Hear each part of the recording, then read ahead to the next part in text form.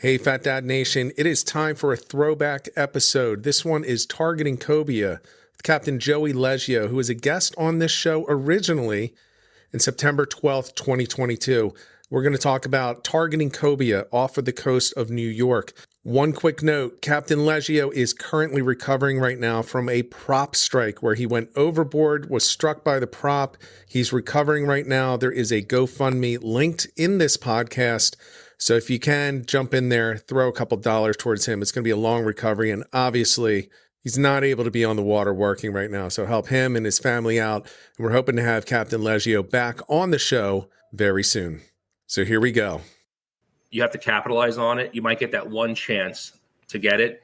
Have those rods ready. Have your chunk baits ready. Have lures ready. Because 90% of that time, there's a follower or multiple followers.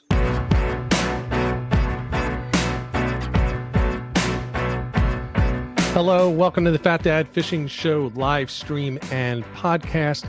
My name is Rich Natoli. I am the regular host of this show, and today we are being joined by co-host Ed Gobo, owner of Captain Hank's Tackle. Ed, how you doing? I'm doing good, man. Doing good. Excellent, excellent. You know, it's funny. I never scripted it out, but I seem to say the exact same thing for every podcast and live stream. It's kind of made itself into its own thing here. I'm really excited about this one, and we're going to jump into it in a couple minutes. We're going to do our normal stuff before we bring our guest on. But we have Captain Joey Leggio on, and we're going to talk about Cobia and his quest for figuring out this new fishery up in New York. And we know about new fisheries down here. We have Cobia down here in New Jersey. The guys south of us are like, yeah, there's Cobia. They're all over, fishing the Chesapeake and that area. But something different for us up here in the northern areas. And we just had Captain Halkias on a few weeks ago, and he was saying you can't catch Cobia up there or they're not worth targeting. Well, au contraire, my friend. We have Captain Joey coming on, and he's working his way through it, and he's figuring it out. So we're going to talk about that. Forget about everything else that we would normally talk about. I'm too excited. So we're going to bring him on. Let me just remove this review and bring on Captain Joey. Hey, guys. How you doing? I'm Welcome. good. How are you guys? Doing well. Welcome, and thank you for coming on. I want to point out to everybody that you are a captain, but right now we want to talk about your YouTube channel. So if you guys aren't following Fishing Long Island, you definitely want to, and that's where you're going to see. We're going to talk about the Cobia, but you're going to see the Cobia over on that channel. There's a couple on there. Yes, there is. Yeah, they're nice. There are some nice fish. So I've been spending some extra time over there lately. So if you're not subscribed over there, I think a lot of people are, but if you're not subscribed over there, go over and check it out. It is going to be well worth your time. And you're also not going to see Captain Joey out there on a floating unicorn inflatable floating around. I did see that video, though. I know exactly which video you're talking about. Yeah. I was looking through, I look through every once in a while for ideas on what to do. And you look up popular fishing videos, see if there's a topic that maybe you can tackle in a different way. Yeah. And it's like, there literally was a guy fishing in a toilet. I'm like, okay, fishing in a sewer. There's multiple people on inflatable unicorns pretending that they're being dragged forever. You know, I caught this marlin and was dragged 40 miles offshore. Well, no, because you were actually already 40 miles offshore when you hooked it. Right. And then you just floated around for a while being followed by your camera crew. Well, that boat, he's like, oh, look at this guy out here. What is he doing? I remember the video clearly. Yeah. And I'm like, what the hell are you doing out here? He goes, I caught this marlin. It took me. Yeah, I totally remember. Exactly. Yeah, you don't remember what I'm doing out here? I just jumped off your boat 2 minutes ago. Yeah, so roll the cameras. Yeah. It's amazing of YouTube, like how these people just really making careers out of it, and guys are really capitalizing on it a lot, which I was, but, just to me, it's a hobby right now. Yeah. Well, and I look at it like, look, I think I would like to do more with it, but I'm not going to do the clickbait. And there are some big name YouTube fishermen that have a lot of people that follow them, and they've gone to pure clickbait. And I've actually stopped subscribing to them. And they've even done videos. I'm sorry, I'm doing clickbait. Well, okay. Well, so now every video is clickbait. So I won't take a look at it, but yours is not like that at all. And I appreciate that. And think No the clickbait. viewers and listeners here would as well. So everybody go It check is out. what it is. There's no clickbaits. There's no take twos. It's straight. And even when I edit the video, it goes from clip 1 to clip 10, and I just stitch them together. Yeah. I never really went to school on how to edit. It was just something I took up as a little hobby, had some fun doing it. And I enjoy it a lot. It's a lot of fun. Don't have much time, especially with the two little guys running around. But sometimes I'll just sit like where I am right now in the spot at my kitchen table and just start doing it. My wife comes down like 2 o'clock in the morning. She's like, "What the hell are you doing?" I'm sorry, you get caught up. And it's fun, though. It's cool to see a project come together, from nothing, just from all these little clips, and as you go along, you learn more. I started learning how to get little, I can't even think of what I say, like insignias and stuff, and how to put it on. They look for the PNG files and stuff like that. Right. Because I don't know how to Photoshop. I don't know how to take the backgrounds out. So other people have done it already. You could just share it and use that stuff. Right. Which is pretty cool. It makes the videos look nicer. Yeah. I actually use Canva to remove the backgrounds and everything like that. Oh, we'll have to talk about that tomorrow and off camera because I like to use that. Yeah, well, we can share some tips on that. I've gotten good at finding things that will help me to cut the corners quickly because I am not into graphic design. I am not a video editor. I can just edit videos, and I do my best. It is what it is, though. It's definitely fun. It is fun. I've got Ed telling me, what would make your stuff better, and he's giving me some things, and it sounds good, but it's harder. After making all the videos that I've made, it's harder to implement than you would think. You get used to doing it one way, and anyway, I guess this is for people that have YouTube channels. Let's get back to the fishing. Let's talk about your fishing up there, fishing Long Island. Why don't you give everybody just kind of like an overview of what your typical fishing season looks like up there, what you're targeting, and how you're approaching it. Sorry.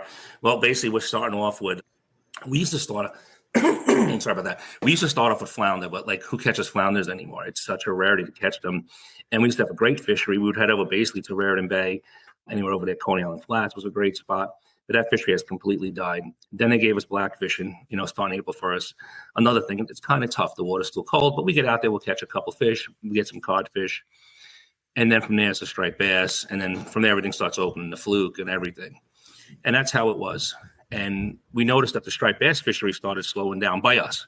Like the Raritan Bay area, they're crushing it over there. Statue of Liberty crushing it. They all through the summer they catch them, But for me, that's a hike for me to go there. I'm not going taking my little 23-foot skiff all the way over there. It's first you go into some waters that could be a little dangerous at times. That tide turns, you got winds. You're going through Ambrose Channel. Hey, buddy, this is Frank. You go inside? Come inside real quick. Then we got to go. Hey, buddy. So thank you. Kids are always welcome. Kids and dogs are always welcome on stream. Oh, my wife will love that. She loves dogs. So, I stay basically local. My inlets between Jones, Debs, I'll shoot out to maybe to Rockaway, but that's basically my limitations. So then we noticed that the stripers by me weren't as good. Now, whether it was different patterns they were taking, maybe they're offshore. I heard of some fish were being caught in Hudson Canyon, which is like crazy to hear striped bass out there. And every year people are going further and wow, you got to go into the federal waters to even catch these things, which you're not supposed to, So, but that was dying off. Then all of a sudden, we start getting all these crazy sharks now. And they're doing these crazy blitzes. You look up, you're like, holy cow, what the hell's going on out there? You just see white water, and you have thousands of blacktips, spinners, hammerheads, pup great whites I've seen. And then following them now comes the cobia.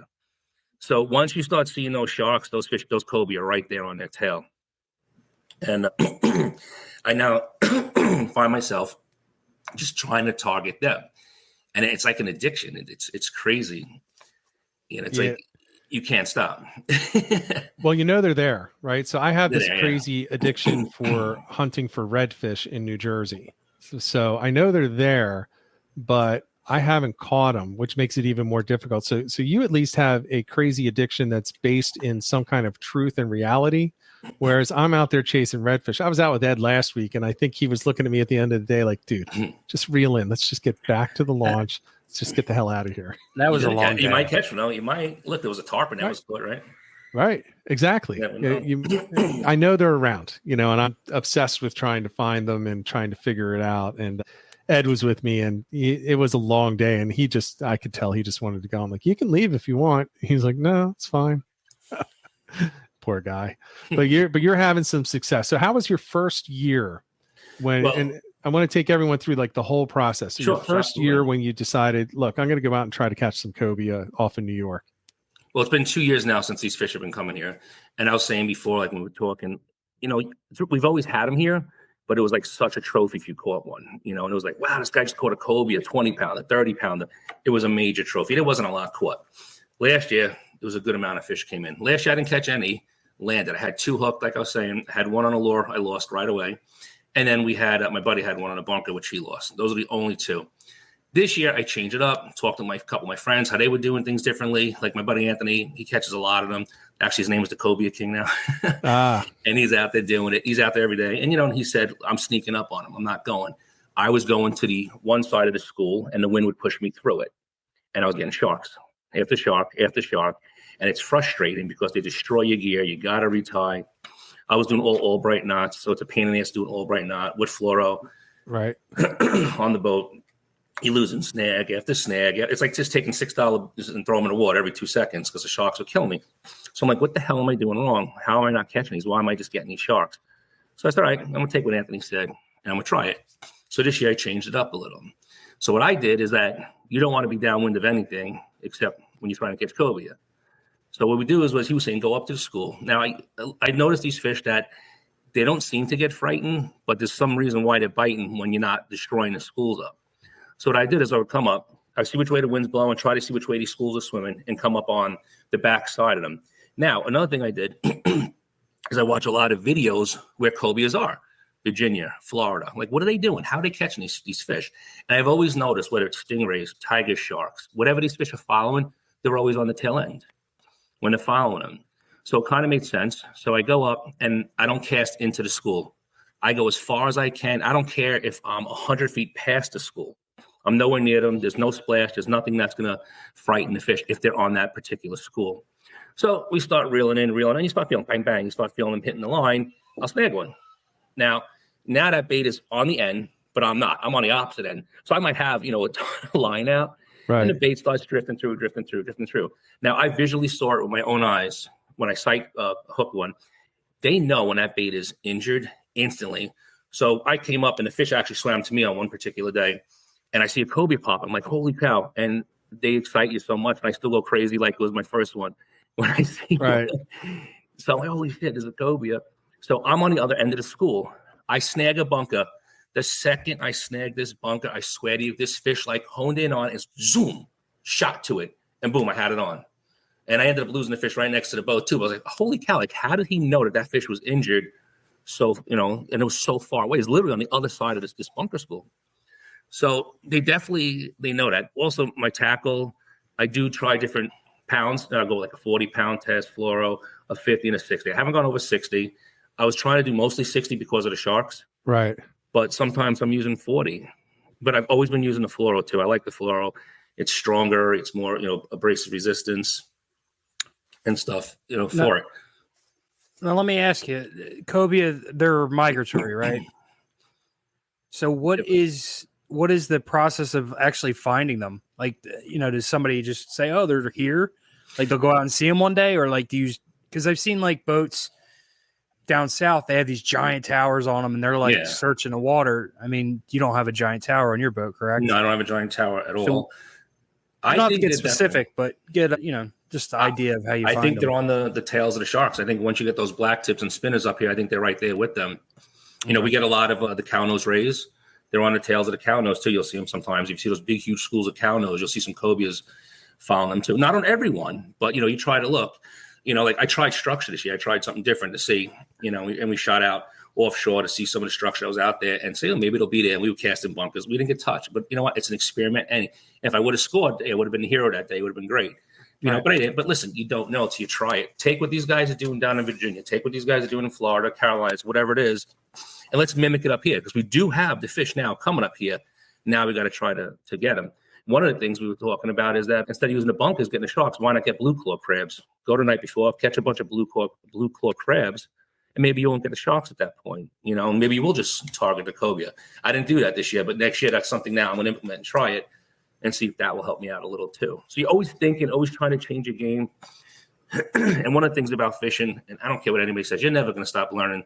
So any of these guys that pat themselves on the back that know everything, they're just foolish because it's always changing. And you always got to change your game to learn new things. Yeah, there's always 100 methods that'll work. Yeah. I love when people get in arguments. Well, that's not how you do it. Really? Because I know this other guy who's really successful doing it that way. Exactly. Just because you don't do it that way, there are a lot of things that I don't do that are really successful for other people but aren't successful for me. So I think there is part of that where you want to try things out, right? And sometimes, and I think confidence goes into a lot of things. I know that there are things that I can't catch fish on, different techniques, and it's because I'm just not confident in myself. And I think it kind of transfers through to that lure way too often. Yeah. I definitely think you have to believe in it too, what you use, and you have to believe in your tackle. You have to feel confident, like you're saying. You have to believe in that lure, Yeah, there's certain top waters that everyone says, oh, just use this. I'm like, I can't because I won't catch anything. Yeah. I have too much experience not catching on that. I know it's a great lure. I know it's a great top water, but it's not what I'm going to use. I'm going to use a Spook Junior, or I'm going to use a Spook because that's what I'm good at, and that's where I catch all my fish. So if they're hitting this other thing, I could put talking popper in there, but let's say a pencil popper, well, I don't do well with those, and that's just my fault, I guess. But yeah, you got to try out different things. I fully agree with you. If you think you've learned it all, you need to just get over yourself and admit that you haven't. Definitely. And just be ready to continue learning. Now, when you're going out there, though, you're looking for the schools of sharks, rays, something like that, and the bunker. And the bunker. Well, yes, and the bunker. Yeah. Now, how are you looking for them? Are you looking specifically for blitzes of either sharks or striped bass or something like that, or bluefish, or are you just looking mainly on your fish finder as you're heading out? Definitely look at the fish finders, but what I'm looking for is definitely I like to see the color. You'll see those purple hues a lot of times. In the early mornings, a lot of times they're not up. They're right below the surface, and it's hard on the angle of the sun. Obviously, the higher the sun is up, the better you're going to see the bait. But if the fish are on them, they're definitely acting different, those schools. They're popping harder. They're swimming harder. They're up more on the surface. You'll see them. The sharks sometimes usually jump, and the spinners are just free jump. I'm sorry if I'm talking fast. I think that's the Long Island of me. I talk very fast. No, go right ahead, man. All good. But so that's one thing. Going out of the inlet, you're basically looking for the bunker schools, and you see. And then if you happen to find the sharks, yeah, they're going to be there too. They're together. But sometimes you'll have a bunker school that's all sharks, and it's annoying. And actually, I'll talk about, go back. I actually changed my tackle because of this. Because like I was saying before, I was sick and tired of losing $6 bunker snags one after another. Right. So what you do is once you find them, snag a bunker, let's say, give it a couple casts, 3 casts, 4 casts. If you're not getting anything or you're just getting sharks, go another school and see what's there. Like bounce around. Don't just focus on that one school. I found the school. This is it. There's my cobia. They might not be on that school. You might find a school that might have 7, 8, 9 on it, and that school might just have tons of spinner sharks. So move around. Don't be afraid to look, and definitely don't jump on other people. If you see some guy, like we're working our butts off trying to find these schools, if we find it, like just don't come on to somebody and start casting your baits over our lines, because now there's definitely the cobia ain't going to be there. Right. You got all this splashing and booming and snagging. They're going to be like, hell with this. I'm out of here. So. Yeah, I think it's interesting. In the chat, we have David Cohen saying, using a drone to see the schools of rays or sharks could be helpful. Absolutely. I don't know. Do you use a drone at all when you're out there? We did. And he lost it. It fell. Yeah. It crashed in the battery died. He lost it. But we did it the first time. And you can look at his videos. It's at Raf Soe Outdoors. You can check out his videos. You will see 3 cobia swimming in the school. It's super cool. You can check that video out. And we caught him that day too. And now it's one of the days, like I was telling you, that on that one trip that we had the drone up, I had one right away, and the fish jumped up, shook its head off. You see it, and shook the bait out of its mouth. So I lost it. Then my buddy Pete hooks up, and he's reeling the fish. He's like, Cobia, Cobia. And, of course, the craziness starts. Not going to lie, I'm like a little kid. So he's reeling in, and he's like, Joey. He goes, holy shit, this follows. It was 7 of them following. Wow. So I tell my buddy Dave, cast. Well, Dave kind of casted right over his line, which is a video. You could see it. It's kind of funny, but I had to put music over it to get all the cursing out of it. Yeah. Hooks up like this instantly. So now Dave's rod is wrapping over Pete's rod. I'm like, holy cow. So I'm trying to grab Dave's rod, and he's fighting me over it. Doesn't realize I'm just trying to help him to get them untangled, because everybody knows what happens with braid on braid. Yeah. It's an instant loss. Yes. So long story short, they got the 2 on. All of a sudden, I had my rod I put down because I went to get the gaff. That rod bends over now. But that pops up. We lose that. So finally, I see Pete gets up. I get his fish in the boat. We got the first one in. Dave now starts bringing his into the boat. And Dave was actually very smart on this one. What he did is he didn't rush it in. And in the video, you hear me saying, Raph, get the gaff, get his fish. I got this one. But he didn't. He kept it away from the boat, which was very, very smart on his part. And he brought it in after we had the other fish gaffed. Well, guess what? When he brought that fish in, there was followers. Raph now casted a bait. He hooks up. So now on that, we had 4 fish. Lost one on my rod. Pete's got his on. And Dave has pieces in the boat. Dave's still fighting his fish. And now Raph is hooked up. So Dave gets to the boat. I hook his fish. I gaff his fish, get in the boat. And then Raph loses his fish right there as that happens. So the whole point of that is that's how you capitalize on them. Everybody was ready. Everybody had baits. You saw the school come in with, the one hook one. They were all following him. And boom, that's how you're going to capitalize. So we basically could have like a limit right there. Right. Off of that one fish that was hooked. And I think another good point is all of you were, despite the craziness and the excitement, you respected the rule of followers in the school. And when you have followers, you keep a fish, at least one of the fish that's hooked up in the water. Right. Otherwise they go away. It's like mahi fishing. Exactly. Exactly like that. Yeah. And we had shared off air before that the best mahi I ever caught, I violated that. You get excited. You do. Yeah, I got so excited, and I pulled it out of the water, and the school left. And the one that I got was not even the big one, and it was a decent one. Man, I felt bad. I felt really bad, except for the fact that we were trying to run away from a thunderstorm, so we really needed to leave anyway. I don't know, life, fish. I go with the fish. It's really hard to leave. When you see what it was is they were chasing flying fish, and we could see the flying fish skipping. And, we stopped and we're thinking it was tuna, and we were out tuna fishing. We were just running back in to get away from the storm. And next thing you know, you see the neon lights underneath you, and you're like, well, that's mahi once you see the neon colors. So we just took a whole big thing of butterfish and just threw it out all around the boat, and they all came right at the boat. And I hooked one up, but as soon as I pulled it out, they literally just bolted. Yeah. And I felt bad, but it's the same principle with cobia. Absolutely. When you have the followers. Yep. 100%. And also the rig, I was talking about how I changed my rig. Yeah. I used to use just like you would snag for stripers, have a, treble hook. Well, now you can't do that anymore anyway, but you have your standard, just uncle snag, treble hook weighted, and we would snag them. And a lot of guys are catching the cobias that way. So I just said, you know what? I'm changing it up. Number one, I don't like it because it's got a lot of weight. I think it's sinking it down a little too fast. So that's one of the reasons why I changed it too. So I went with just basically, I get a treble hook now. It's a plain treble hook. And you know what a knocker rig is? You have the egg sinker on it on top of it. So I get a small quarter ounce, nothing more than a half ounce, anything between like a quarter or a half ounce weight, put it on there. And I'm going 4 feet of either 40, 50, or 60 fluoro.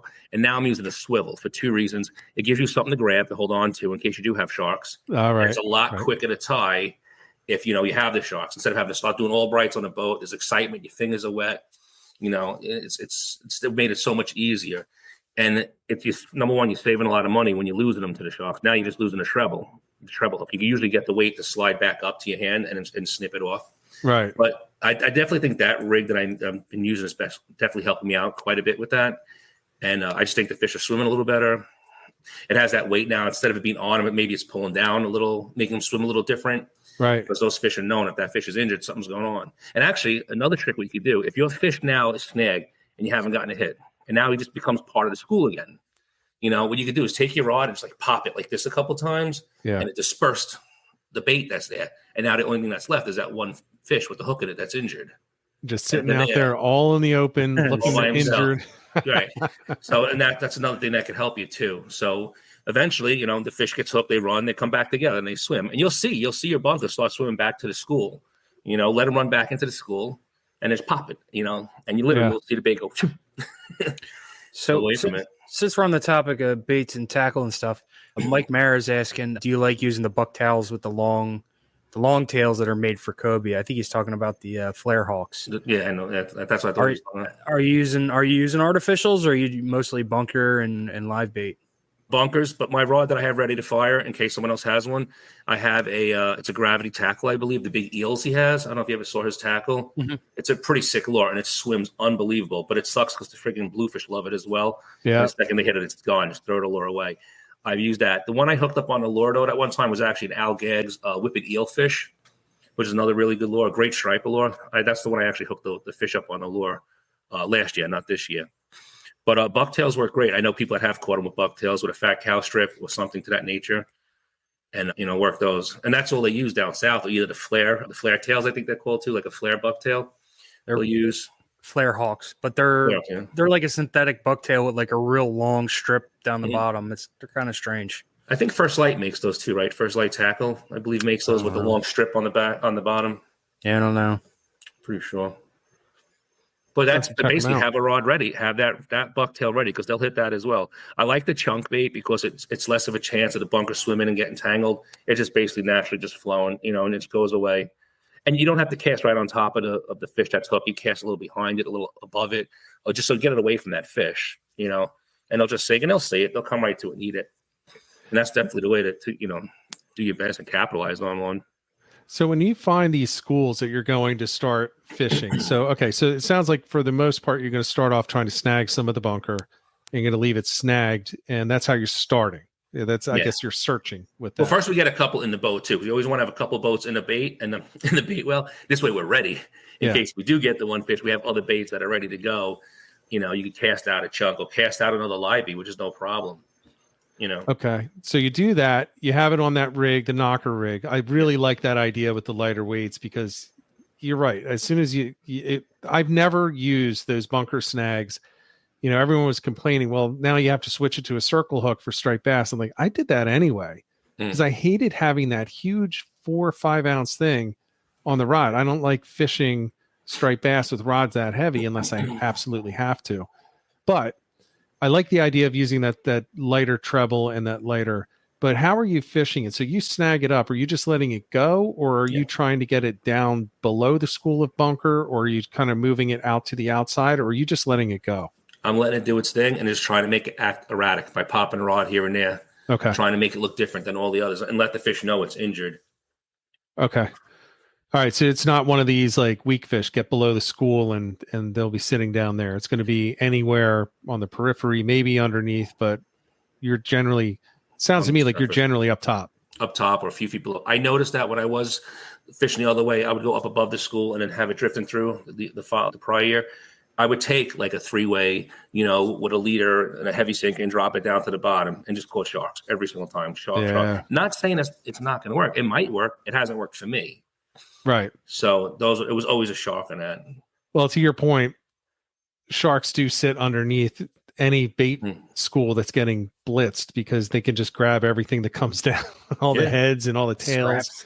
Yeah, they're just grabbing the scraps. They don't have to be up there with the spinners and the blacktips. That's where you probably end up catching like a lot of the browns and exactly. And the other species that aren't necessarily going to be full speed, blue shark going crazy going after. It's funny because it is a lot of browns we would catch on that way, and all the spinners and the blacktips on that surface, which are a lot of fun. Those they jump. They're a very cool shark. There's nothing wrong with catching them on light spin gear. It's a lot of fun. Sometimes you got to actually chase them down. It's just dumping you, and you can't stop these fish. Yes. Yeah. Definitely fun. And you ever catch any blue sharks when you're doing it? No, I haven't caught them yet. Man, I've had blues, spinners, browns. I guess some duskies. I heard of some bull sharks up here that were caught, which is pretty neat. I always like the blue sharks, even though they're not big, because they're so fast. Yeah. Those Makos just have that speed. Hammerheads too. Hammerheads are fantastic fighting so fish. I've never hooked a hammerhead. We have a lot of those over here now. Man, I've seen a lot. I've targeted them. I've seen some really, really big ones. But I don't know. I guess they're smarter than me because I never was able to fool one to grab one of my baits when I was out there fishing. They fight good too. It's another good fighting fish and fun. Yeah. Plus, it's cool to see. I like exotics. I never caught a sheep's head up here. I'm dying to get a sheep's head. My buddy has got a ton on his kayak catching. I'm like, you got to take me out there one day. I'm dying to get one just to say I caught it in New York. I've tried a couple times, no success yet. So hopefully soon. I know a guy that makes some jigs for him. So you do. Yeah, Ed, you're gonna have to send some up to him. Yeah, definitely. The sheep's head are fun. I've actually caught a lot more than I've put on video this summer, and they are a lot of fun. But man, Cobia is still on that list for me. I haven't caught one, although I also haven't targeted them specifically. When I've been down south, I have not put that on the list to target. And up in New Jersey, when I had my boat, they weren't that big of a thing. It was like you were talking about. It's like the trophy thing that Right. maybe you'd catch one, but you'd be kind of a lunatic if you targeted them. Well, now you can target them. And it's funny though, as I look through on Facebook and Instagram and YouTube, there are cobia caught in New Jersey, but the real hoopla is up in New York. That's where people seem to be getting into them day after day after day. Yep. So what's your thought on the fishery? Is this something that you can just go out, target, and say, you know what, I have a reasonable chance of coming home with a fish today? 100%. Absolutely. We've actually gone out and targeted them and went strictly for the cobia and capitalized and came home with fish. Man. And to me, if you catch one, that's a great day. You're ready. It's done. It's already a great day. If you have more than one, that's fantastic. Yeah. But I mean, I don't know how the bait is up there. We have just so much bunker by us. It's just like we're kind of like in a pocket, I guess, because if you look at the way our inlet is, Deb's Inlet, that's where I'm at, Deb's Inlet.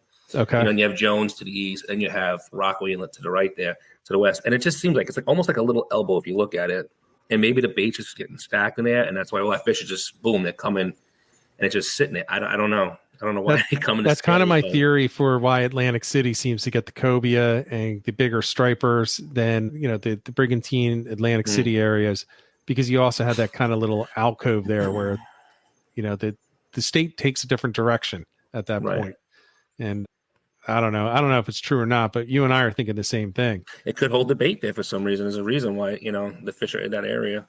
Yeah. They are getting them down to the east. They had them off of Fire Island. They had them off of Jones. I don't know how far, you know, but they did have them. But it seems like we have the most, you know, the abundance of the fish is basically out of Deb's Inlet, it seems like. Yeah, it's like they're following the striped bass because that's not that far from the striped bass. You know? But we don't see that's something we lost, though. We don't have the striped bass fishery like we had out of my inlet. So I would go out there trolling. You would catch 10, 15 fish, all 30 pounds or better, trolling with mojos and spoons. Now it's like you're trolling, you get like one. How far up are you from the Raritan? I think it's like to get to tip around. I think it might be like 14 miles, and then to go deep back, it's like 22 miles to get in the deep back over there. All right, so close, but not well. Yeah. And what size boat do you have? 23-foot skiff. It's a maritime skiff. The ride's pretty decent. It's not like a normal skiff. It has a nice ride on it, but still, it's a skiff, and it turns up on you. You take like an east wind in your face, you can get spanked coming home. Yeah, so 20 miles becomes a long distance for a 23-foot skiff. Yeah, without a doubt. Yeah, it becomes long if you're in a 30-footer. Sucks. Yeah. What was that, Ed, that you were saying? I said the Raritan's so big, it turns up. You feel like you're in the ocean. Yeah. Oh, yeah. You get out there in the middle. It's fun in a kayak because you get out there and people are like, what the hell are you doing here? It's like, I don't know. Same thing as you.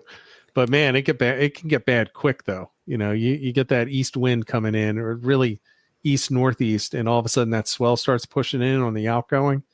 Oof. That can get nasty. And it's not just nasty it's probably less nasty for the kayaks than it is for the boats, because then you got some really crazy stuff going on there. So when during the season are you thinking of starting to target the cobia? Are you starting, drop as soon as I see those sharks? The second I see those sharks come in, I know those blacktips are there. I'm going for them. It just seems like they're right. They come together. It seems like, they're all swimming up the coast, and it seems like they all show up at the same time.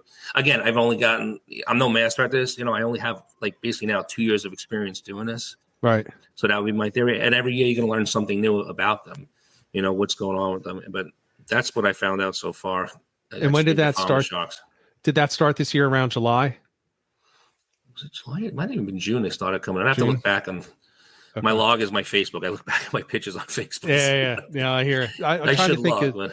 I was trying to time adjust from when we started seeing sharks down here, and we started seeing them, I think, mid to late July or June.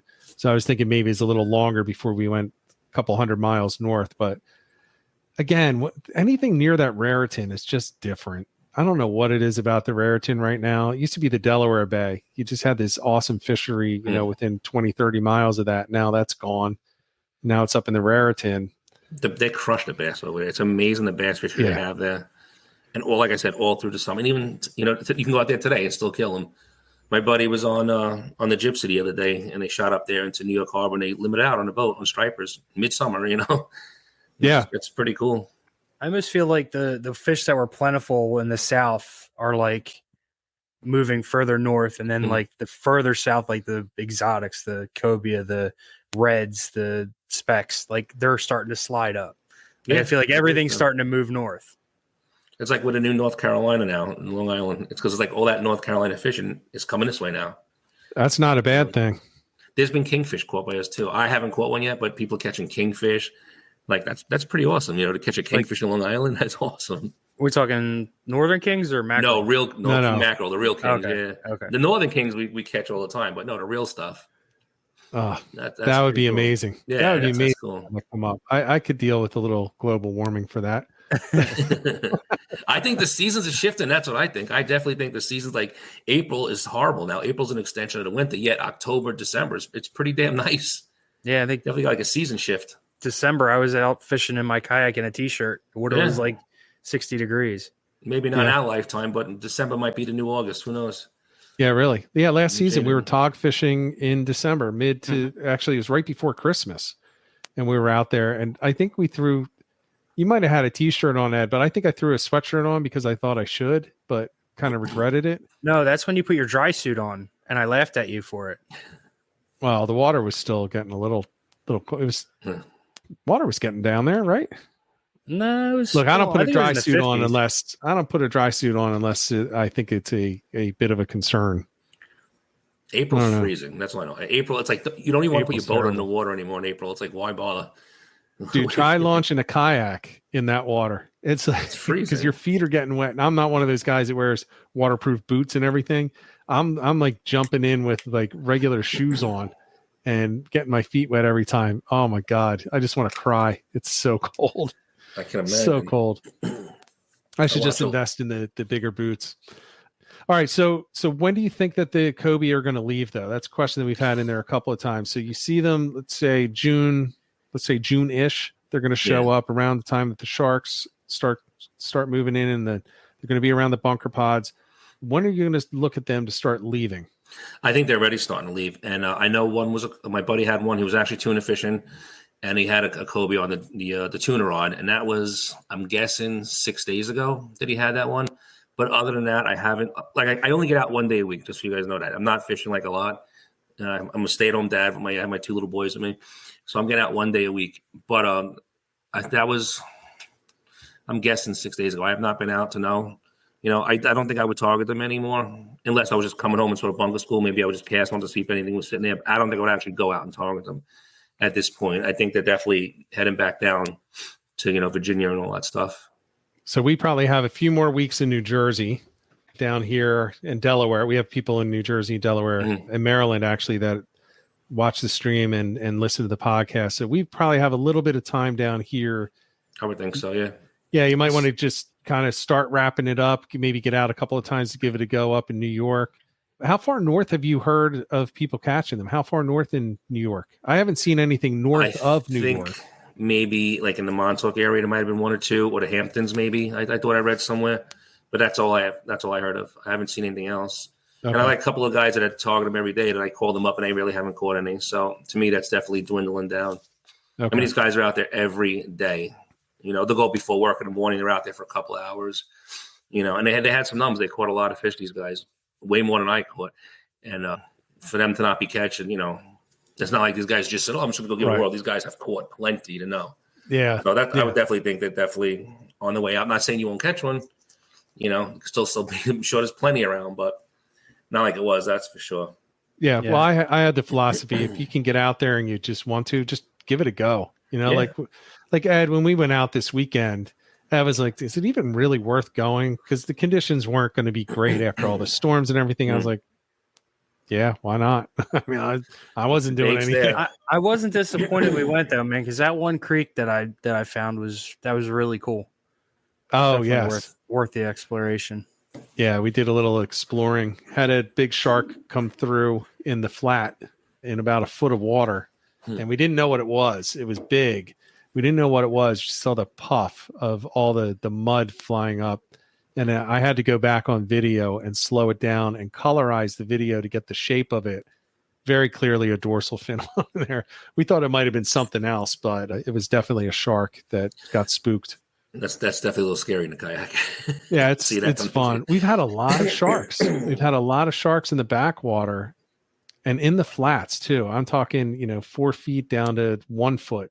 And these are That's all, incredible. 5-foot sharks, mostly brown. People are saying there's bulls. I haven't seen a bull. I've seen several, probably half a dozen browns in the exact spot that they're saying bull.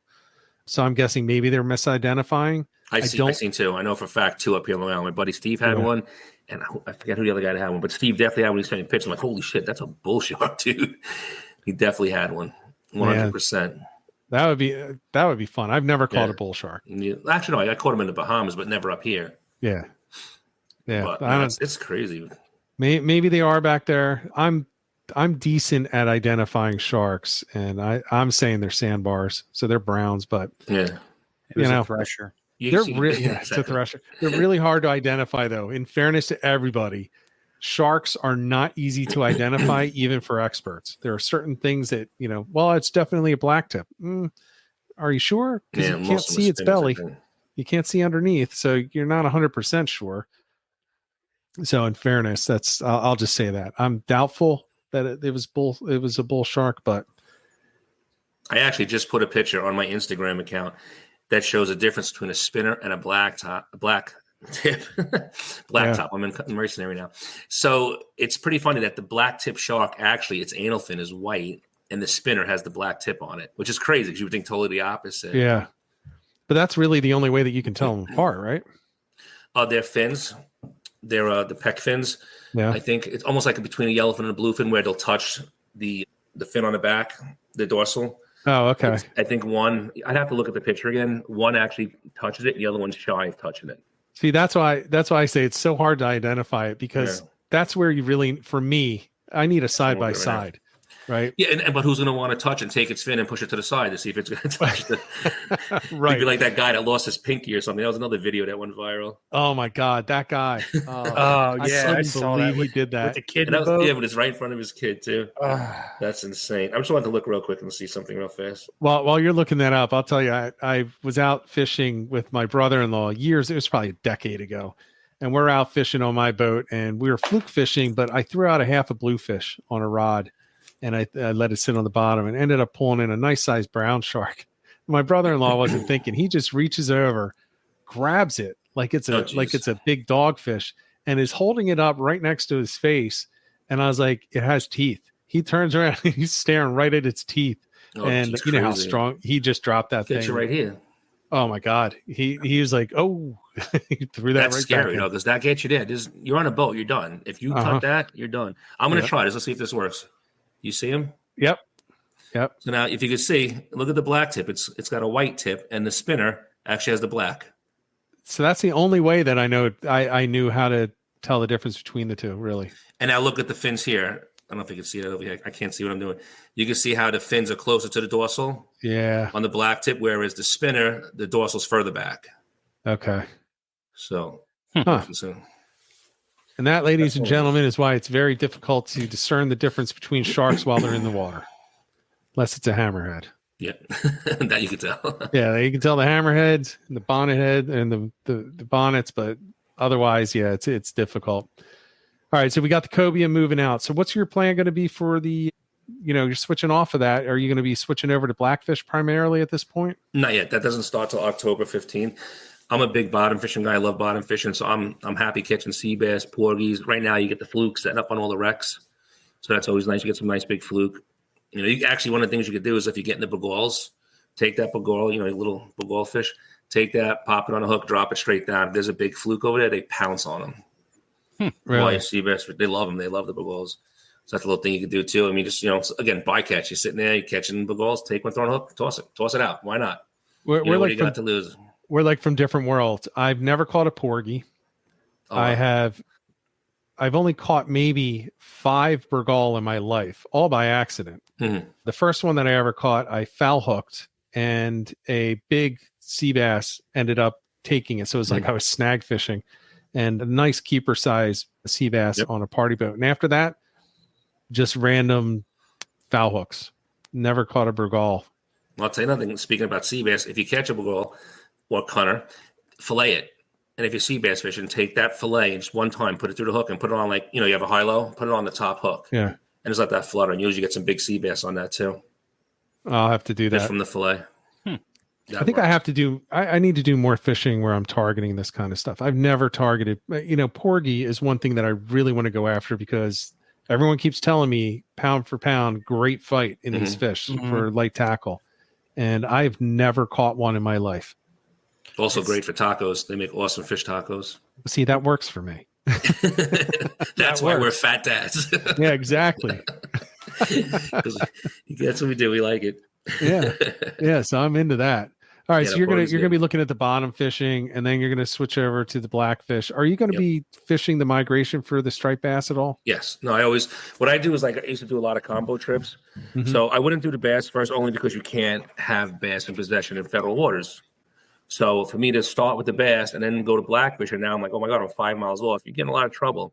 So what I would do is we'll go for the blackfish first, and then basically, okay, we got a limit. We didn't get a limit, whatever. Let's spend the last hour and a half and do a little trolling, throw some mojos in. It's very easy fishing, whereas the spoons could be a little, beat you up a little bit with the wire and stuff. So now it's very simple just to throw these mojos in the water and troll around. And, a lot of times you get some really big bass, and that's basically even just coming home, working your way back home, getting, working on the 40-foot depths, going out to the 50, going back to the 30, whatever. Just zigzagging all over the place, working your way back to the inlet. And what are you putting in the spread when you're trolling back in? Usually what I do is I'll do 2 spoons on the outrodders, and then I'll have 2 mojos going down. That's the 4-rod setup. Okay. I'm trolling.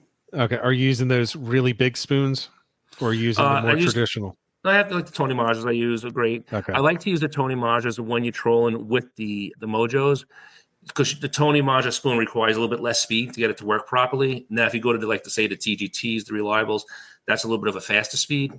And one thing about the mojos, they work at any speed. You really don't matter. But I like to go a little slower with them because I want them to sink a little deeper. Gotcha. And speaking about striped bass too, is like always watch a fish finder because if those fish are just staying at 20 feet of water, well, don't have 300 feet of wire out because now you're below the fish. You always want to make sure. Like it's tradition. Dump the whole 300 feet of wire out. That's where you're going to catch the fish. But that doesn't always work. So if you see these fish are just constantly, you're seeing them in 20 feet, crank that up and, get like 200 feet of wire out and don't leave the whole 300 out.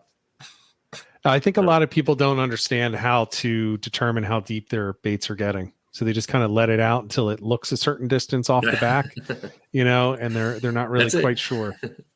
Yeah. And I think a lot of them end up just trolling 3 feet down, 4 feet down because they're not nearly as far back as they should be.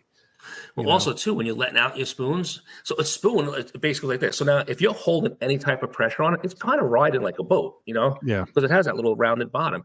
So what you want to do is you kind of want to be almost free spool. So that thing's just free dropping. If you put any pressure on that spoon, it's definitely not where it is. It's a lot higher than you think it is. It's basically the water pressure's hit it from your boat pulling that spoon, and it's just coming up. Yep. You got to get it down to the depth first and then pull it. Exactly. So, I mean, it's kind of tough because if it backlashes, the wire sucks if you have to replace wire. So you kind of put just enough pressure where it's not spinning back and just let that free sink as fast as you can. It's been a long time since I've been doing any trolling on a boat, but a backlash on the wire. I remember that. And man, we got lazy. So we would just put the planers on the deep rods, and then that would get us down to a certain depth depending on the size and the speed that you're going. And that was my lazy trolling. That was mainly for tuna and mahi and bluefish though. But that's big in Florida with the kingfish. They do that with the planers. Yeah, I just think it's so much easier. Yeah. As soon as you hook up, it's gonna trip the planer and it's gonna come right back up to the surface. So you see a deep rod coming up, you've had something smack it. You don't even have to have it on the outriggers. Well, that's what the whole mojo thing changed everything too, because the wires, like you say, the wires are pain and the butt can do it. So now with these mojos, you basically put it on your braid. You're not fighting all the wire. You're still fighting a heavy, it could be a 16 ounce, a 24 ounce mojo, a tandem rig, but it's more enjoyable for people to fish that way. I agree. And oftentimes you need to have somebody who really knows what they're doing in order to do spoons correctly. Absolutely. No, that's all technique. You have to watch that tip of that rod and make sure you have that rhythm. If it's going like this, the spoon's basically spinning. You definitely have to you got to have the slight waggle on it. Yeah. Once it starts twitching, you got to start reeling. You got to get that thing reset. Not fun. Adjust the speeds. It's always adjusting speeds. Whether you're going with the current, against the current, cross current, you always adjusting to make sure that's right. Yeah. To get that rhythm. So we're coming up on about an hour here. There were a couple of things that I wanted to ask, and actually, Ed, if you want to, while I'm asking this, go through and just see if there are any things that we missed. Yeah. In the chat, I wanted to ask. So we know that the cobia fishing's getting better. Mm-hmm. The sheep's head, I believe, are getting better up in New York. I'm seeing a lot in New York throughout, Long Island Sound, even and Raritan area. You mentioned the fluke earlier, though. It's just not as good. What's your thought on the fluke for 2022? No, I was saying the striped bass have changed, not the fluke. The fluke fishing to me is, I think the fluke fishing is good. Okay. I enjoy it. It's great for kids too. I love taking kids fluke fishing. The striped bass definitely isn't. We're not getting that migration coming past our inlet like we had. Right. Like I was saying, these fish now are way, way deeper. And I think that's what's happened. I don't think it's so much that the fish aren't around. I just think that the migration pattern has changed drastically. Like look at the fish. Look at Raritan Bay, how loaded it is with stripers. It's crazy. It's tons of fish. But yet right here, a couple miles away, we're not getting them like we had. We are catching them, but not like we used to catch them. Right. So everything's shifted. Everything's changing in this world right now. So whether it's the migrations that they're taking, where they're just going right past us and maybe shooting right up the block in Montauk, bypass that whole little, let's call it the armpit, basically. That's what it looks like, of where my inlet is. So who knows? But the fluke fishing, the fluke fishing has always been decent. I love fishing in the bay in the spring. You want in the early spring, you get right in that bay and you find them. They're coming in. And you get some real nice ones too. Right. And I like fishing. Now we got, the peanut bunk we have is incredible. So it's fun. Throw the net and just catch the peanut bunk and just go fish with those. It's so much fun. They just pounce on those baits and, in the bay too. It's a lot of fun. Yeah. Oh, definitely. Definitely. It's funny you mentioned if you think about where you are in relation to where I normally would fish in the past in South Jersey, we had an outstanding migration for striped bass through the Delaware Bay, around the Cape May rips, and straight up to southern New Jersey. And that's gone. I mean, you just can't. This used to be legendary fishing for striped bass, and it's moved. And I think it's up north, and now it's hitting Raritan. And I'm wondering if maybe as it continues to move more north, all the way up to the other side of New Jersey, to the top side of the state, if now it won't start to turn on a little bit for your area as they continue to move up. Maybe you'll end up with those legendary fishing things for a couple of decades like we had down here. It's got to be the migration shifting. I mean, what else would it be? Has to be. Yeah. It has to be. Look at the bluefin tuna now that we're getting over here by us. That's insane. I don't fish them, but the guys that fish them, they're capitalizing on some real big fish. We had that one conversation with Jim from the Fisherman, and he was talking about that. Mm-hmm. Yeah, he was talking about this dredging, and I keep going back to it, but it makes sense. Ever since they did this dredging offshore, they destroyed all this stuff, at least down here, and it's never been the same. It's starting to come back, but I don't think they've done much of it since then. Well, I think that's interesting because they're passing you before they come to me. So maybe that's something that happened down there is making that migration shift, and they're not coming towards us now. Who knows? That's possible. I mean, the last couple of years we've gotten more than we have. Right. So, like I said, I think it's getting back to the way it was a little bit, at least. But it got bad, man. I mean, and to Jim's point when he was on, well, I don't even actually remember if this was his exact point, but I'm going to add my point. They have absolutely destroyed these habitats offshore. And nobody cares, right? As long as that beach, that nice clean sand can get pumped up on the beach for the millionaires, that's all that matters to these shore towns. And it takes a lot. And the funny thing is, it's all going to be gone after the first nor'easter hits. Mm-hmm. So they're going to pump their $10 million worth of sand up there. They're going to destroy 1.5 miles of good habitat that used to hold these fish, nice contours on the bottom. And all that sand is now loose up on the beach. It washes out. Now it's just all flat, with nothing growing on it because it's all covered over by that sand. And I think that's a big issue. I'm not a fan of the beach replenishment. I understand why they want to do it. It also does protect the beaches and the towns, but it is what it is, man. You got a house on the shore. My wife and I were talking about getting a house in OBX, and we're like, we just have to be willing to lose the house. Right. Because at some point you're going to lose the house. You're going to get a hurricane. Yeah. Absolutely. Yeah. It is what it is. So I don't know. I'm seeing that, but maybe it'll bode well for you up there that, as the migration moves further north, maybe someday it'll be actually going in Boston Harbor as the main place, and it'll be ripping down there in Long Island. Maybe our next conversation will be talking about tarpon fishing. Who knows? That would be fun. That would be interesting. They've been up here. Yeah, that'd be crazy. Yeah, I would say not enough to target though, but they've definitely been up here. A couple of comments in there. The seals are also killing a lot of these fish. There are a lot of seals, which are just brutal. It's really for my money, it's the spiny dogfish, and 100%. it's cormorants. And the cormorants are the worst. Yes, and the dolphins. Dolphins and everything, yeah. It's insane. I mean, I never, as a kid growing up down next to the water every summer, it was a rarity to hear of a dolphin in the backwaters. And now they come through in pods, like multiple pods, just destroying the weak fish. You know, that you're bailing weak fish, and all of a sudden, you know, you get 3 pods of 10 dolphins come through, and then it's dead. And all you see are scales floating around. Oh, wow. And it's terrible. Just decimating them. Yeah. Well, that's definitely, look at the boats now in Freeport. They're actually doing whale watching tours. Like, that was something you have to go up to P-Town for. Yeah. And now you have it right here in Freeport. Actual people are paying to go whale watching on Long Island. Like, it's everything has changed.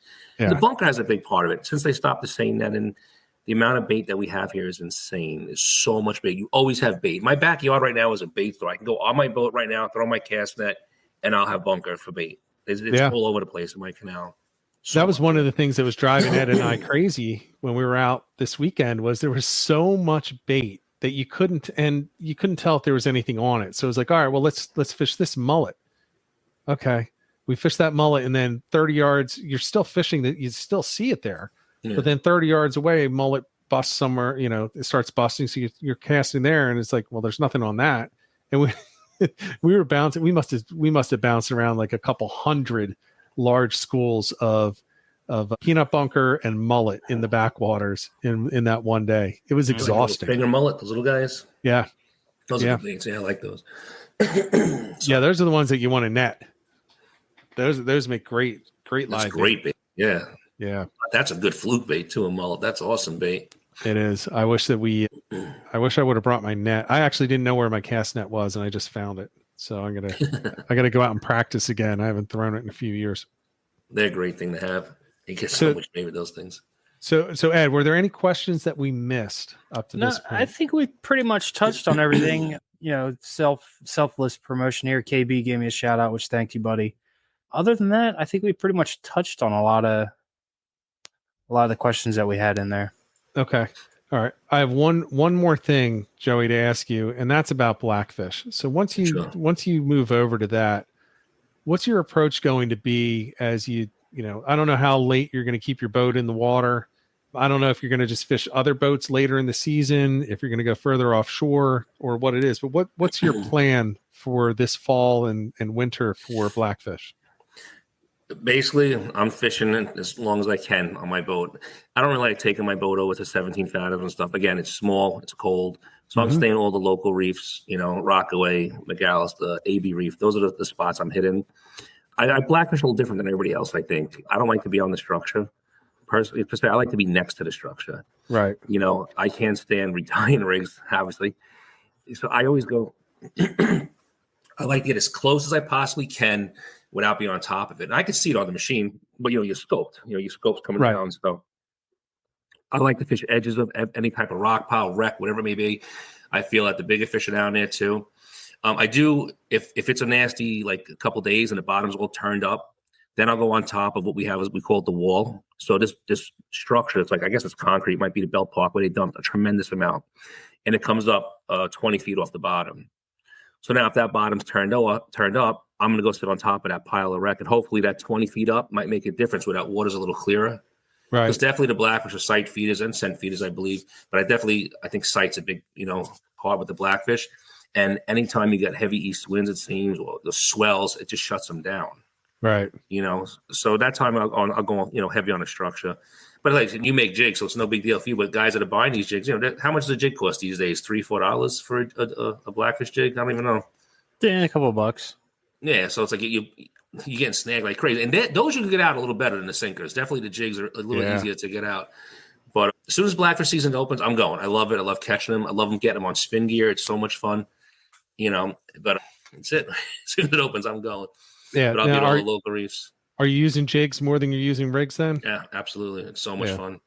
I do still, everybody still uses the snafu rig. And if you have a lot of current, I'll go with a single hook. Yeah. Just recently started using the one we slide the hook on it, like the Sweetheart rig, I think it's called, or something like that. Yeah. It's like a hook on the 2 hooks on the line. I tried using that just to try to let less resistance in the water. But that's always the challenge. That's always the challenge. And when I'm going in the winter, it's going to be on a party boat. And the one thing that I really don't like is you half the time you end up getting stuck having to use the rigs, and you can't use a jig because with all the rigs around, just like with 12 ounces on them, it's going straight down. You can't have any scope out on your line there, or else you're going to be that guy. And I just don't like rig fishing for them. I don't know why. I guess I just don't like the weight is probably what it is. The jig is awesome. I love the jig. Yeah. You know what's cool about the jig too is that, like I said, I'm fishing the sides of wrecks. If that jig is walking across the bottom, it doesn't matter. They still will pounce on it. It almost looks like a crab now is walking along the bottom of the ocean. So you have to let a little line feed it to try, as the current's taken. Also, bam, you get slammed, Whereas, the weight maybe is a little different, but nothing beats a jig. It's so much fun. That's like the greatest thing that ever happened. Mm-hmm. Yeah. And Ed loves when we start losing things. Of course. Ed loves for us to just anchor up right on top of the heaviest structure possible with the sharpest metal. The newest wrecks are the best for him. Nice and sticky. Yep. Yeah, I can't wait for that. It's fun. Now I just need to get some scuba gear so I can just go down and get them back. Yeah, get them back. Sell them back to you so I don't have to make them. Yeah.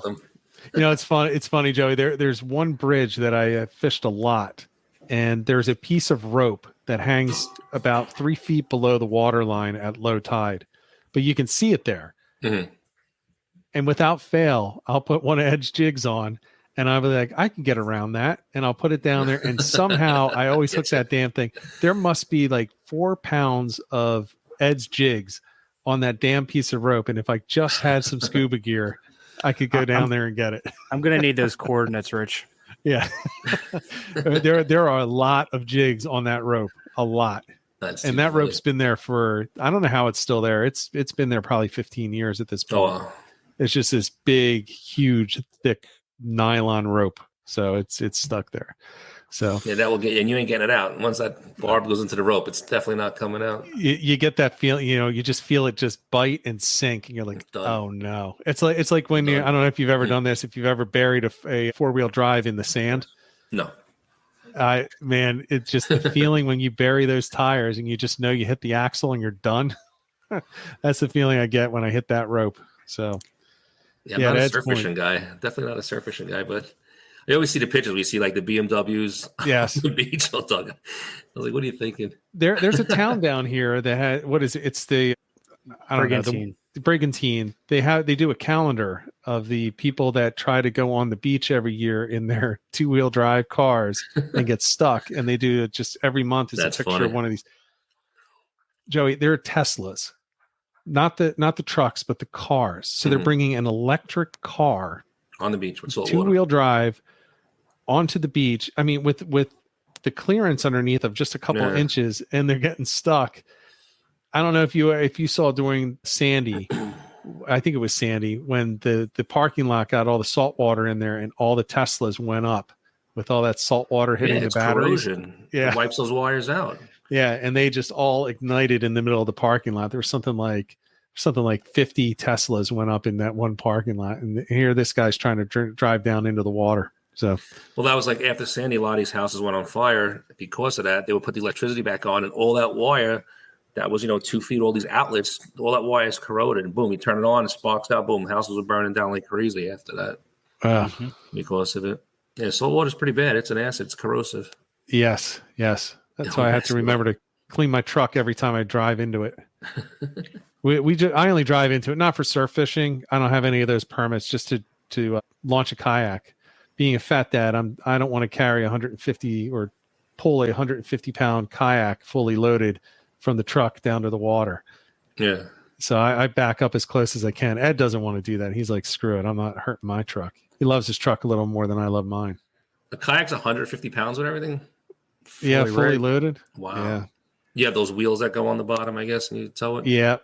They don't work that good though. No, that's a lot of weight to move. It is. My son got into it. Especially at the launch, that's not that bad. It wasn't. We were stuck in a spring tide. Yeah. And we came in at dead low. So it was just all rocks. I was like, oh my God, this sucks. It was a terrible launch to get out of, but it is a great launch at any other tide because it's just one of those things you back up literally to the water and you just walk your kayak out, you're launched. And not that day. Sorry, Ed. The kayak's good for those sheep's head, right? I mean, most of these guys that are catching these sheep's head are on the kayaks. They get nice and tight, all that, any wood structure, it seems like. It seems like they're favoring the wood structure versus the concrete structure. I don't know. Like I said, I never really got them. I would agree with that. I've caught them. Well, so concrete works, but it needs to be older concrete. But I think it's the growth. Yeah, it's whatever has the barnacles on it. So old docks are awesome. I mean, they're great. So when you're getting out there for your sheep's head, well, you can do that now. You may as well throw that into your repertoire right now. It's the time of year for sheep's head. I'm dying to get one. Huh? I am dying to get one. Oh, I thought you said you're not going to get one. I was like, no, I'm dying to get one. I want one so bad. I heard they taste good too, but they're pretty cool. I watched one video actually, speaking about learning from other places that are doing it. He would take like a gardener tool, and he would just scrape the poles, right, and all that barnacle will come down. He said, "Now it's natural chum." And then he would take some off the pole, and actually put it on the hook. Not even bringing cramps, just using the barnacles, drop it down, boom, sheep's head. I'm like, son of a bitch, man. I gotta try that now. There's a tackle shop near us. I think it was Tightlines actually was selling barnacles at the beginning of the year, especially when they weren't getting a lot of the green crabs in and everything like that for tog. So they were like, hey, look. And it was also at the time where they couldn't get sand fleece for some reason. I think there was a storm down south. They were bringing them in from down south. So like, well, we got barnacles. I was like, okay. That's insane. So I like an idiot, I bought a bag of barnacles and I didn't even use them. But I felt so stupid. I was like, here I am in the kayak. 6 inches from me is all these barnacles that I could ever want. I could have just scraped them. But they are a good bait. They're good bait. Speaking about it, this is something I actually just got because I saw somebody do it, is the little pouches. And you could take like those barnacles and crush them up and put them in one of those little mesh pouches and then put it on the hook and use that as a bait. Oh, yeah. The little tiny mesh pouches. They use it for the salmon egg pouches, I think they're called. Yeah. You can buy it in a big roll for like, they use it for flowers and arrangements and stuff. I forget. I have some of it actually. Well, you can use it for bloodworms. Okay. Put the bloodworm bag. It's a bloodworm bag. No, it's a mini little bag. It's this big. Yeah. It's a tiny little bag. And you could take like mussels, crush it up, throw in a bag. I think it's used for salmon fish. I think they put the salmon eggs or something in it. Yeah. And they pop it and they throw it out. And then you take that bag. It's got like, it actually acts like now as a chum. And you put it on the hook and drop it down for blackfish. I wanted to try that this year and see how it worked out. That's a good idea. It's in anything. Use mussels. You take barnacles, just crush something up, pop the hook on it, and tightens it up. And I'm going to steal your idea. Little bag. Tiniest little bag ever. I'm going to steal your idea and I'm going to try it. Look them up. I think they're called salmon egg bags, I think is what they're called. Okay.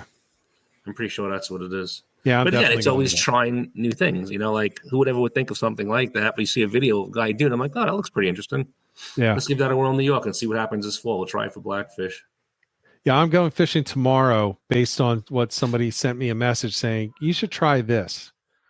And I was like, well, I've never even thought of that. I'm like, that sounds like a good idea. And he said, I don't even know the guy. He's like, I'm telling you, it works. Yeah. It works really well for me. And I prefer it over the way that you do it. I was like, I'm not doing anything tomorrow. So I got my kayak out there in the rain right now. I'm ready to go at 5 a.m. I'm going to go out and I'm going to give it a try. So. 5 a.m. in the rain. No. Yeah. Hopefully it ends by the time I get 2 hours away.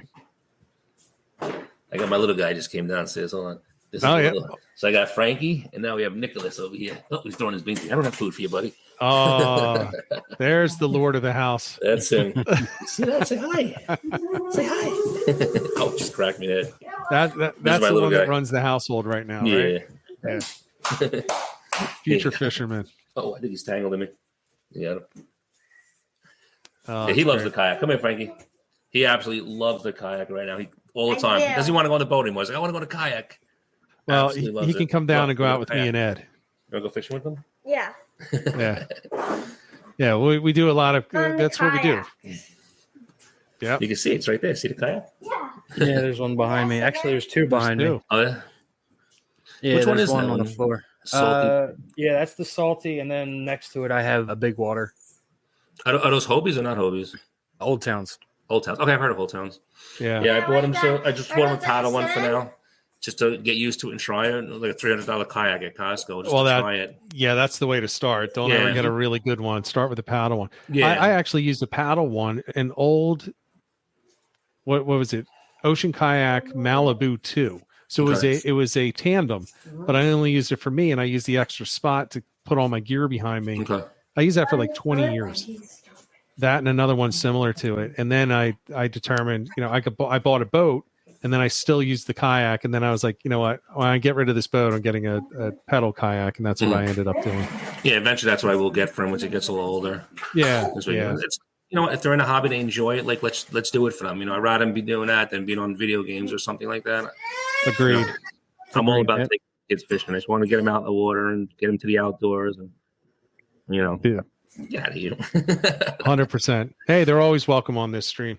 So is there anything that we missed, especially on the Cobia front, that we should mention before I we was wrap thinking of this up? something.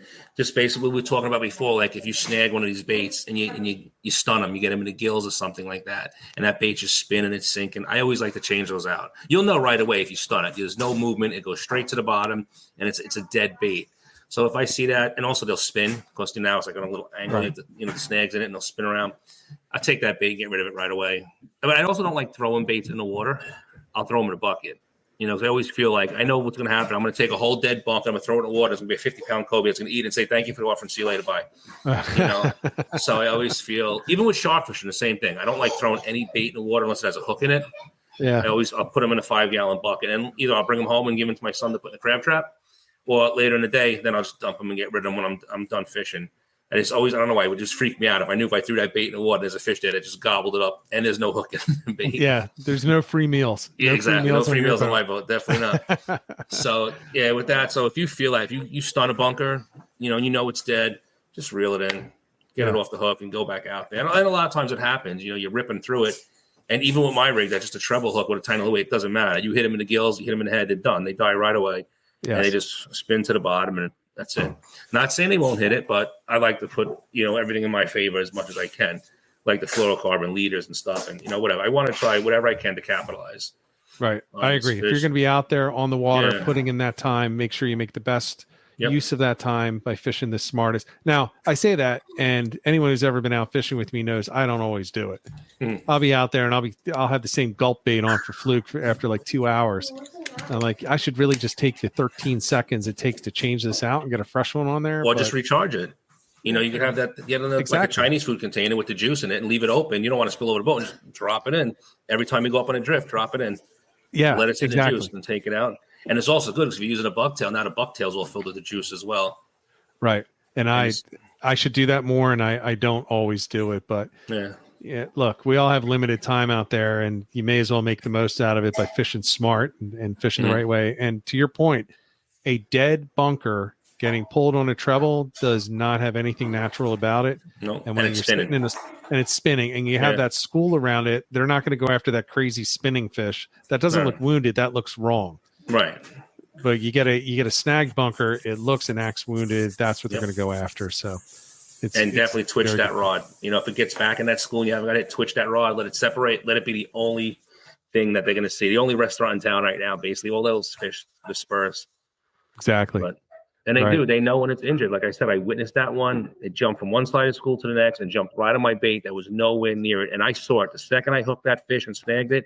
It was like shoom and on it instantly. I was like, holy cow. It was pretty incredible. Awesome. Now I want to go out and start snagging some bunker. We got a few more weeks here. We got a few more weeks. I'm gonna have to come down to you.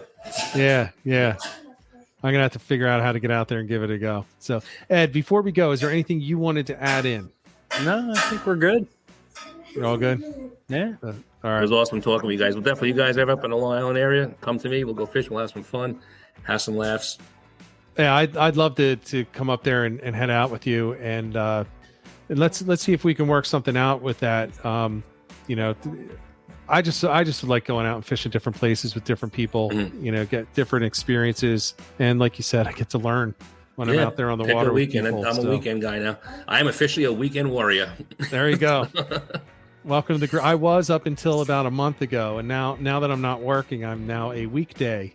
Weekday, yeah. I wish weekdays are great. Yeah, hopefully it's temporary, and I'll be back to the weekends in a little bit. But Joey, thank you for coming on. Everybody, Thank you for Fishing having me, Long guys. Island. Yeah, Yeah, thank Fishing you. Long Island on YouTube. Check it out. Check it out on Instagram and everything like that. You definitely want to see these things. These are instructional videos, and they're pretty damn entertaining as well. I feel like I'd love to go out and meet some of these guys that you fish with, because you guys have a hell of a good time when you're out We there. have fun. Yeah, we definitely have fun. Yeah, Life the is too chaos short fun. not to have fun. You know, you got to have fun. Exactly. All right, so next week we are actually going to have El Nino on. Oh, that's the fluke guy. Yes, and he's going to be on. We're going to talk a little bit about the late season fluking, because we're getting close to the end of the season. We're going to talk about that, but we're going to talk about a whole lot of other stuff. Mm-hmm. So he's going to be on Monday night. So everybody come back next week, 8:00 on Monday, and check that out. It'll also be on the podcast following that. For those on the live stream, this will be live on the podcast at midnight on Thursday morning. So I guess Wednesday at midnight, Thursday at 12:01 a.m. This one will be up there. So give you something to listen to when you're driving down and getting ready to hit the water for the day. So Joey, thank you again. Thank you so much, guys. Everyone, we'll catch you next week. So get out there, get on the water, and get some tight lines.